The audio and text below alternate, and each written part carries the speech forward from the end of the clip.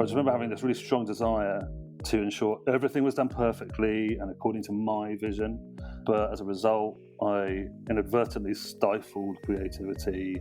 And then I realized that the negative impact of my micromanagement approach was just devastating. It not only demotivated my team members, but also prevented them from taking ownership of their work and developing their skills.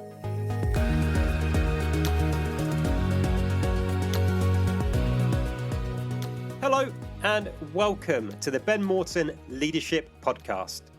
It's the weekly show that brings you inspiring interviews with senior leaders and genuine subject matter experts, all designed to help you be the very best leader you can possibly be.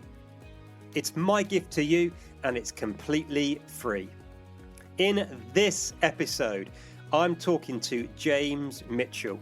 He's a seasoned business leader with a strong background in finance and executive leadership. James is currently the CEO of Vitality Core, one of the biggest FMCG companies that you've probably never heard of. He oversees a global company of around 200 employees with an impressive annual turnover of £50 million sterling. With over a decade's experience as a CEO in the FMCG sector, James is widely recognised for his strategic business acumen and his commitment to fostering and building a positive workplace culture. In this episode, in this conversation, James will help you specifically by exploring the topic of how to avoid micromanagement and get really good at delegation. We'll also explore how we as leaders can manage our energy, stay resilient, and his approach to self-care. We touch on why relationship building and chatting with your reception and security team may be one of the best leadership moves that you can make. And we explore how you can successfully lead other leaders. And make sure you listen to every minute of this episode, because buried somewhere in this recording is a revelation that will literally blow your mind. It will be very obvious when you hear it, so there's no need to worry about missing it. That's enough by way of an introduction though, so let's dive right in. Here is my interview with James Mitchell, CEO of Vitality Core.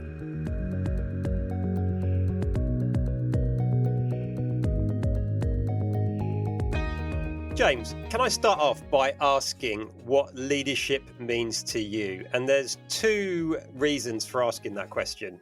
Number one, it's a leadership podcast. And number two, it strikes me the more of these interviews I do, the more time I spend working with leaders and managers and studying leadership myself, I start to realize there are so many words we use in business where we don't all have a shared meaning about what they mean. So let's start right there. And what does leadership mean to you? Well, to me, leadership is about guiding and inspiring others towards a common vision and goal. It involves taking responsibility for the success and well-being of the organisation and its people. And leadership goes beyond simply managing tasks or giving orders. It's about setting a positive example, empowering others, and fostering a culture of collaboration and growth. And James, you mentioned there a few times staying connected and connection, which is really interesting for me. It's certainly an area of focus in my work these days. My question, therefore, is how do you manage to stay connected to what's going on in the organization? Because again, my experience shows me that I think that's something that a lot of leaders struggle with, right? Because I think maybe as you become more senior, people don't want to give the boss bad news, or perhaps the messages that get to you are being filtered through multiple layers of management. So how do you keep, without being terribly cliched, how do you keep your finger on the pulse, James? Well, Staying connected to what's happening across a large organization is a challenge, and I appreciate the importance of maintaining an accurate understanding of the organization's pulse. To combat this challenge, I employ a few strategies. Firstly, it's about open and transparent communication. By creating a culture that values honesty and encourages feedback, I hope to minimize any barriers that might prevent employees from sharing information or concerns. There are regular check ins and one on one meetings. I make it a point to have regular check ins and one on one meetings with my direct reports and other key individuals throughout the organisation. I mean, these meetings provide an opportunity for open dialogue where I can directly listen to their perspectives and challenges and successes.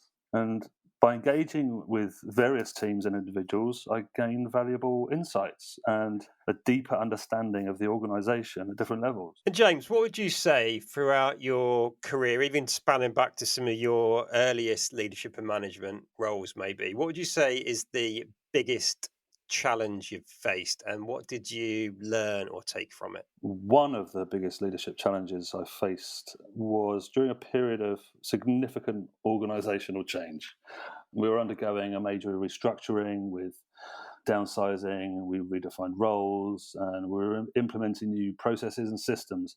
The challenge was to navigate and change effectively whilst maintaining employee morale and engagement and productivity. I learned a valuable lesson about the importance of clear and empathetic communication. I realized that while it is crucial to communicate the what and how of the changes, it's equally important to address the why behind them. Employees need to understand the rationale and the long term vision as it helps them see beyond the immediate disruption and connect with the bigger picture. I also recognized the significance of active listening and empathy. I made a deliberate effort to create opportunities for open dialogue where employees could express their concerns, ask questions, and share their perspectives. That's really interesting, I think, James. And like, there have been so many books written about change management. I think, if we're honest, it is something that continues to be done quite badly. But I like the focus you put there on listening and empathy. I think, again, as much as many of us might talk about those things, do we really display empathy and step into the shoes of the people that work for us who are going to be affected by it? So it's interesting to hear how much focus you put on that. Yeah, it's incredibly important. And James, whilst you've just shared one of your most significant challenges as a leader, would you be happy to share a mistake that you've made as a leader? Something that went wrong where you felt you'd. I don't make mistakes, Ben. I'm sure you don't, but if there was one, Yeah. what would it be? Like, yeah, something if you could perhaps have your time again, you'd go back and do even slightly differently. Well, there are a few, let's be honest. But I think that early in my career as a CEO, I made the mistake of micromanaging my team. That old chestnut, as they say. Well, there are so many specific mistakes I could be talking about, but I think for the listeners, I think something that they can perhaps take from this, and it's something that happens all over. And I find myself wanting to do it sometimes still, but really talking myself out of it with the micromanaging. But I just remember having this really strong desire to ensure everything was done perfectly and according to my vision. But as a result, I inadvertently stifled creativity, hindered individual growth, created a sense of dependency on me for decision making. And then I realized that the negative impact of my micromanagement approach was just devastating. It not only demotivated my team members, but also prevented them from taking ownership of their work and developing their skills. That's really interesting, James. And it is interesting that you shared sort of micromanagement there, which was unprompted, right? We've not spoken about this in advance. And it's interesting because, again, like my work as a coach and mentor and in my leadership training workshops as well, being able to delegate effectively and letting go is probably one of the most common things that I hear people struggling with or wishing they could be better at. So what's sort of your experience with I guess, learning to delegate and letting go of a little bit of control. And what would you say, sort of, your number one tip for anyone who is having that struggle themselves right now? Let me think. Early in my leadership journey, I really struggled with delegation, like I said, because I just felt the need to have the control over every aspect of the work. But as I gained experience and learned from my mistakes, I recognized the importance of delegation in empowering my team and fostering their growth. My number one tip, I guess, for effective delegation is to focus on clear communication. When delegating tasks or projects, it's crucial to communicate the desired outcome, expectations, and any necessary guidelines or constraints. Ensure that your team members have a clear understanding of what needs to be achieved, the timeline they've got, and any specific parameters. But I also think feedback and check-ins are key. It's about establishing a feedback loop to monitor progress and provide guidance and offer constructive feedback. It allows you to stay informed while still empowering your team to take ownership of their work. It's really interesting there, James, just how much focus it seems to me that you put on clear and effective communication. It's something already in this short conversation I've heard you say again and again. And I think you're right, it is so important with delegation, right? I think so often. Well, it's absolutely key to make sure everyone's clear in your vision. Then you don't have to kind of keep revisiting that, because if you're clear from the start, fewer mistakes down the line, and people can take on that responsibility themselves, and you don't feel like you're having to permanently check up that they're doing things that you may not have expressed, and it avoids a lot of unnecessary conflict as well. Well, yeah, that's key as well, the unnecessary conflict thing, isn't it? Because like, even with my kind of small team I have now supporting me in my business, if I delegate something to Susie, who helps with the community management, or Amanda, my former PA, and what I get back isn't what I kind of was expecting or what I hoped for, I don't know, I guess 9 times out of 10, and bearing in mind like 90% of statistics are made up on the spot, but 9 times out of 10, it's probably my fault, right? Because I wasn't clear in my communication about what it was that I wanted, or, to your point, what the parameters were. So yeah, it's easy to point the finger, but often there's some fingers pointed back at us, right? Well, we're all under pressure, and I think it's just being a leader. The buck has to stop at you, but as opposed to waiting for that buck, you have to make sure it never comes, because you've been clear from the start, and it's only fair on those you're delegating to. So to give them the opportunity to do a great job, because that's why they're in your organisation, right? Yeah, absolutely. James, taking a slightly different tack now, how would you say your approach to leadership, maybe your style even, has changed or evolved as you've moved from sort of being that initial team leader where you are leading sort of people who are responsible for actually doing the doing themselves, to sort of use that phrase, to now leading other leaders who are running their own functions, departments, or divisions? Well, moving from leading individual contributors to leading other leaders brings significant adjustments in a leadership approach. What comes to mind immediately is it's about shifting my focus more towards strategy and vision. My focus has shifted more towards setting the strategic direction and vision for the organization. I spend more time aligning the leaders' efforts with the overarching goals and ensuring their teams are working toward the same vision. It requires a broader perspective and a deeper understanding of the industry landscape and market trends. I now tend to focus less on my own leadership development and more on developing the leadership skills of my direct reports. That includes providing mentorship, coaching, opportunities for opportunities for growth. I invest time in helping them enhance their leadership capabilities and to delegate effectively and inspire their own teams. One final thing I'd say is around the need to balance autonomy and alignment. Leading leaders requires striking a balance between granting autonomy to individual leaders and ensuring alignment with the overall organizational objectives. It's important to provide space for leaders to make their own decisions and lead their teams, so whilst also ensuring cohesion and collaboration across departments or business units. So you're now 2 years into your third CEO role, James.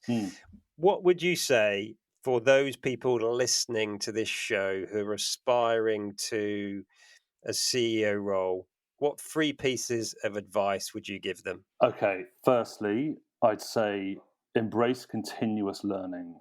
As a first time, it's probably the obvious one, but setting a clear vision and strategy. As a CEO, it is essential to set a clear vision and strategy for the organization. It's interesting there again that you mentioned, or you put such a focus yourself on building and nurturing those relationships. It's something that more and more for me, I'm focusing on. In one of the latest sort of keynote talks I'm giving, I talk about the fact that I really believe that as leaders, we're very much, especially as senior leaders, we're very much in the business of building what I call relational bridges.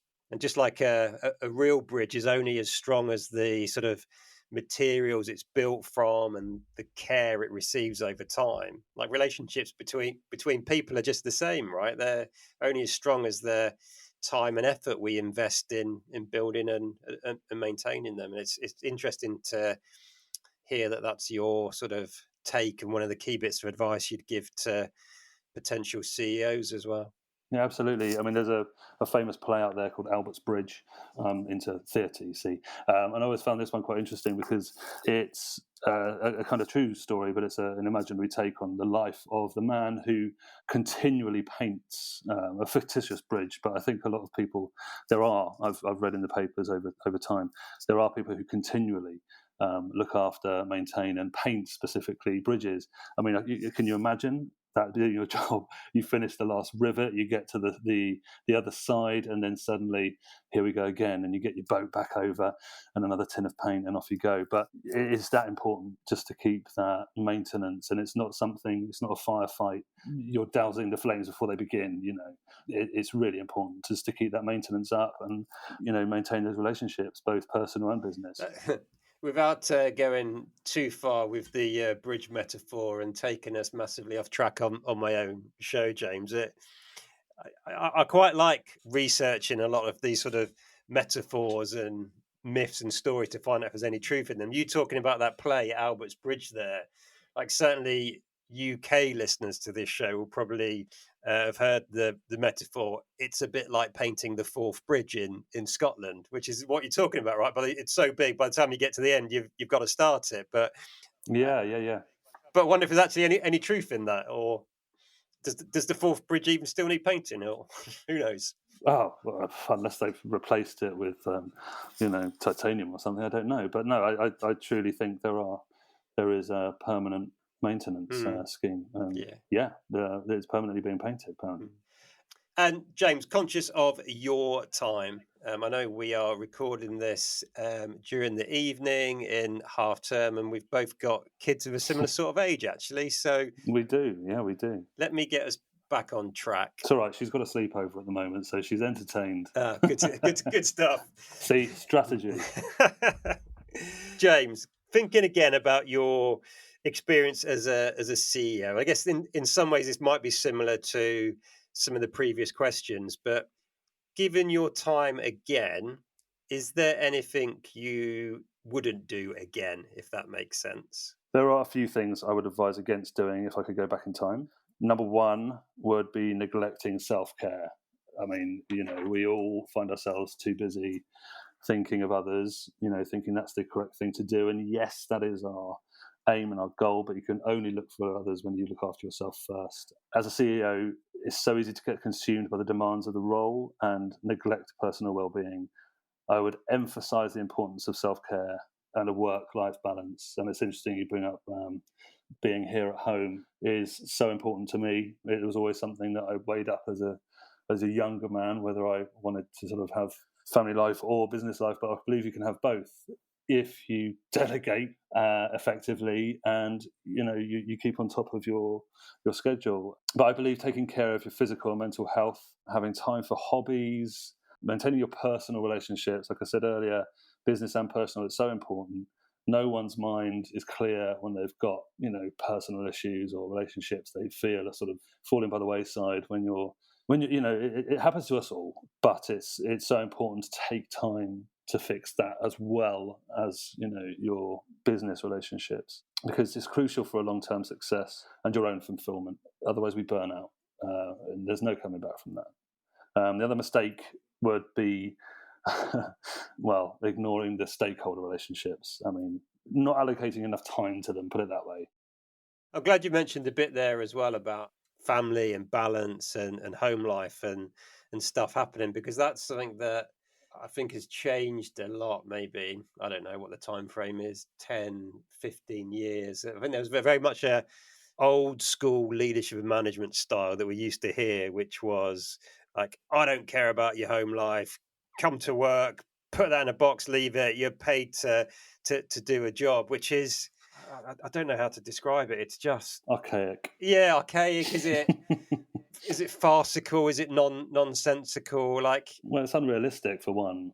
yeah, Everyone has relationships and families at home, whether they're demanding children or whether they're demanding elderly parents. But everyone is fighting their own battle, and for a lasting, successful team, it's really important to keep them flourishing and thriving. And the only way you can do that is by being felt like you're being seen and heard, and not ignored. And I think to tell someone to leave any issues at the door is irresponsible.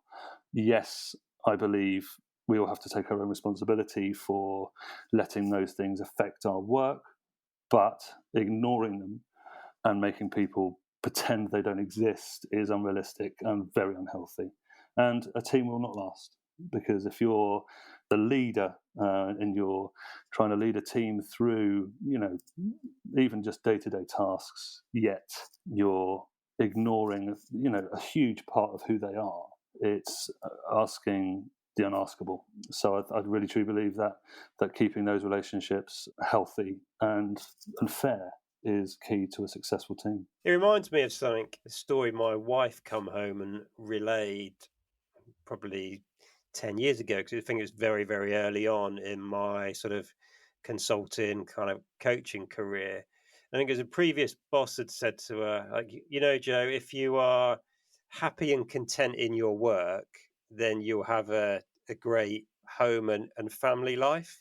And at the time, I was like, I think she's got that completely backwards, personally. I think, like, if you are happy at home and those relationships are good, then you're going to go to work and perform well in your job. Well, I think they go hand in hand, don't they? I do now. I don't think either of those is necessarily more important or takes primacy right there. Because if you're really unhappy at work and have got a shit boss, excuse my French, that is absolutely going to have an impact on your family life at home. But vice versa, if you've got tension and dysfunction at home and you're feeling guilty because you're not putting enough time into those relationships, as you say, then that's going to spill over into work. So I guess back to your point around the balance that we always talk about, right? But balance means different things for different people, though, right? Well, it's just how you look at it, and I think it's important to take a step back sometimes and feel, if you're work heavy for a period of time, it's important to step back and just double check on that relationship or the situation of the other side, whether it's home or work. One can't exist without the other. I don't think, going back to sort of leaving things at the door, it's a balance. It's literally a knife edge, and hopefully we're staying in the middle as much as possible. But it's a balance. If one thing goes, the other goes. So it's just as important to nurture both. And I think Final question, James, because as I say, it is evening time and we do want to both get back to our family, and perhaps in some ways, I was going to say, perhaps in some ways this isn't a great example of balance, but it is, right? Because I don't know about you, I've taken most of this week off, so I do feel pretty balanced, and I'm sure Well, lucky you. I'm sure my wife and daughter will forgive me for nipping into the studio to do this. But you mentioned self-care there, probably quite topical at the minute. It's something that's getting a lot of coverage in certainly the sort of leadership and management press. So just in a few words, what does self-care mean and look like for you? For me, it's a crucial aspect of maintaining overall well-being and ensuring long-term effectiveness, especially as a leader. While the specific practices of self-care can vary from person to person, there are three things that work for me anyway. My physical health. I recognise quite a long time ago the importance of physical health in maintaining energy and focus. I make time for regular exercise, whether it's going to the gym or having a walk or playing tennis, various activities I enjoy. I do also prioritise healthy eating habits where I can and ensure I get enough sleep. It's a biggie, getting enough sleep to rejuvenate and recharge. But as well as the physical health, obviously, as you said, it's a hot topic at the moment, and rightly so. Mental and emotional well-being is an essential part of self-care for me. I allocate time to reflect on my experiences, set personal and professional goals, and assess my progress. Because before anyone else does it for me, I quite like to just check up on where I'm at. And then this helps me gain perspective and make adjustments and maintain a sense of purpose and direction. Because sometimes we can all lose a little bit of that.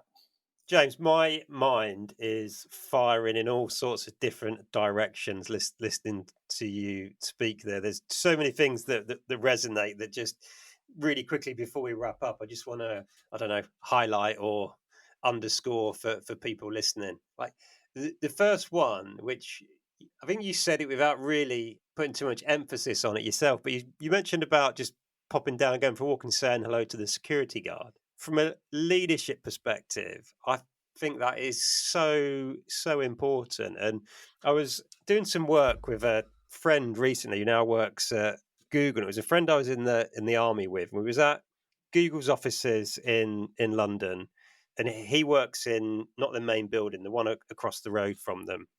We was going out for a walk or to get a coffee, and he stopped and took like 30 seconds, right? But he stopped and said hello to the two ladies on reception, asked how they were, but genuinely like stopped to listen to their reply instead of like, "Hi, how are you?" as he walked off. And I said to him, I went, "Oh, mate, you can tell you was once a lieutenant colonel in the army, because like that relationship building thing, like walking about talking to the troops like the most junior thing, is just, it's just in the military DNA, but I don't see it quite as much in the corporate world. So like that, I think is super powerful. Well, I think for one thing, it's having time, to possibly help out those people that may be listening now thinking, God, I need to take time to go down 11 floors and go and speak to Howard or Ken on the front door, who are, by the way, the people at my building, not just made up names. Yeah. But it's just taking that time, and purposefully, I don't have coffee and things like that in my personal office because I can drink too much of it. Yeah. But I do like to take out a stroll at some point just to get some fresh air and sort of have a little bit of a purpose, as opposed to, and I purposefully don't take don't take my phone with me. It's literally 10 minutes. I can just go down and speak to Ken or Howard and just say hello. And they're just as important to me as any other conversations I have in a day. And, I've known them for years, and I genuinely kind of look forward to those moments. And sometimes when they're not there, or if they're on a break, and I sort of go, oh, and end up sort of just getting my prep and going back up. But it's really important, and I like to think it's not forced on my behalf. But I think, again, finding those enjoyable moments of the day where you can just breathe differently. Just take that moment just to breathe differently. However your approach is to leadership, we face a lot of challenges and a lot of pressure is on us, and it's just being very aware. One of the little thing I like to do is to literally if I'm in a lift or going down the stairs, is just to roll my shoulders back, just take a breath, and just, even if you're not feeling particularly stressed, you just, feeling just sort of slightly tense, and it's just a nice thing to do every now and then. It's just to reset literally how I stand, just take the weight off. But that's to your point around mindfulness, right? As in, mindfulness isn't just sitting in a room cross-legged, counting your breath or saying a mantra, right? It can be doing that in the lift. It can be walking out of your office and being very mindful of your surroundings and saying hello to people instead of head down, looking at your smartphone, clearing a few emails whilst you're charging out to get a coffee. And the impact of that, if you are head down charging out to get your coffee, is, oh, the boss doesn't care, the boss doesn't say hello. Whereas the impact of doing it the way you do it is really significant, right? People go, oh, the boss stopped and asked how I was and paused for a few seconds to actually listen. That has an impact, right? Yeah, I think, it's very easy to walk around an office or around a building and kind of have business on your mind the whole time, and then you don't want to be the cause to sort of break up someone's flow or anything like that. But I think as a human being, you can tell when someone's having a moment of, just a second to themselves or anything, and I don't creep up on behind people on computers and sort of try and distract them by saying, "How's the family?" Because and a little creepy. Maybe a little bit creepy, yeah. But it's just using your initiative and finding those moments where you can ask, how people are, and mean it, because, all right, as we said before, it's nurturing those personal relationships. And although we may not be friends outside the building, we're all human beings. And I think it's really important, even on a tiny level, to remind people of that. Because, I seem to remember when I was, working in various companies where the CEO was almost this untouchable kind of presence that, well, some people you'd never see them, you'd hear they're in the building, but you'd never see them. And again, it's all about style and managing your time, because an absent CEO is useless. However much your head is in the game, you have to take it out sometimes and just check up on yourself as much as anything else, and the others around you. James, that is a lovely place to finish up this conversation, because without me having shared this with you before, you've just highlighted really my core belief about leadership, which regular listeners of the show will have heard me say time and time again, but I'll say it again here because it is fundamental. Like, I really do believe it's a great privilege and responsibility to be a leader. And the reason I always say that is, as you just highlighted, every single person we lead or manage is a human being. And not only that, they are the most important person in the world to somebody else, right? And again, back to our point around balance and home lives, like, what we do, what we say, how we act and behave doesn't just affect those that work for us Monday to Friday, 9 to 5, right? It has an impact on them when they go home, and that spills over and has an impact on their friends and loved ones as well. So, yeah, it's a lovely chatting to you, James, and thank you for sharing your insights with us. I'm sure everybody listening will take a great deal of value from what you've shared. So thank you very much, James. Well, I hope so. Thanks, Ben.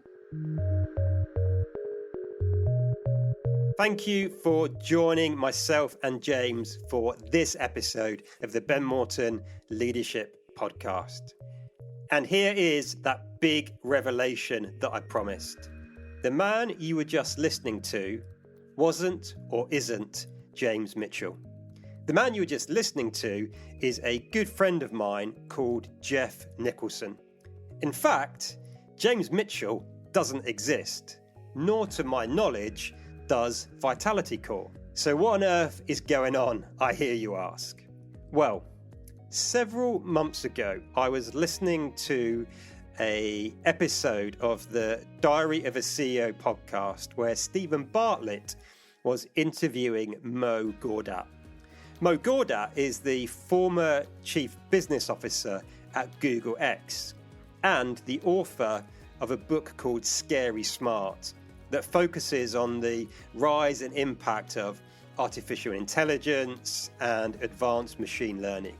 As an aside here, that book, I truly believe right now, is essential, compulsory reading for anybody in any sort of leadership and management position. Anyway, during that podcast interview, Mo Gawdat made the prediction that one day in the not too distant future, Stephen Bartlett would be sitting interviewing an AI as part of his podcast. And that got me thinking. And actually, that is exactly what you have just experienced. James Mitchell and Vitality Core was created for me by ChatGPT, by AI. I asked ChatGPT to create a persona of a MD or CEO. I gave it a little direction and it created this whole narrative about James and about the organization that he leads. Once that was done, I then interviewed ChatGPT via a typed conversation, just as I would a guest coming on the show. Once that was done, I exported the script, shared it with my good friend Jeff Nicholson, a former West End theatre actor. I interviewed him using the script that you've just heard. Okay, why though, I hear you ask? Well, I wanted to highlight some of the potential risks that AI creates. And more importantly, I wanted to highlight how important it is for all of us, regardless of our role or position or what we're doing for a living. But I wanted to highlight how important it is for us to be sure that the content we're consuming is from a valuable, trustworthy, true source. Now, James Mitchell, in the podcast episode you've just listened to, he gave some good advice. Maybe you'll agree with that, maybe you won't. I think his advice was generally solid, and yet there was nothing new to what he shared. There was no nuance to what he shared. There was nothing that was particularly revelatory for the majority of us, I suspect. So in that respect, what you just heard was a good example of what ChatGPT currently does best, i.e. it's great at scraping or trawling the internet for the most common data or the most aggregated data, so it can compile that and share it back with us. So I would love to know what you thought of the episode you've just heard and how it made you feel. So please do let me know wherever you're listening, in the comments or on my social media channels, or even drop me a line via email to chat@ben-morton.com to let me know what you thought and how it made you feel. But most importantly, here is my promise to you. Beyond what you have just listened to, all of the content that I share with you across all mediums will always be my own. It will always be thoroughly researched from credible sources to the very best of my ability.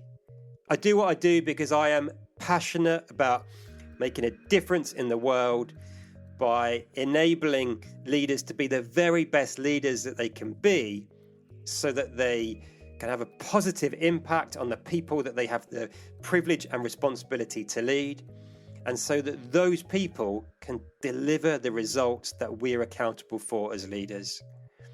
And I truly believe that as leaders, we have a huge impact on those that we lead, on their loved ones, and there's this enormous ripple effect where our words, actions, and deeds send out ripples of impact that reach way beyond the organisational boundaries for which we work.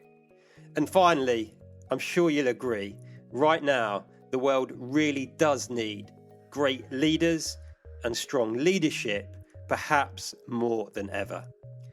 Until next time, folks, look after yourself, look after those you've got the privilege and responsibility to lead, and as always, lead on.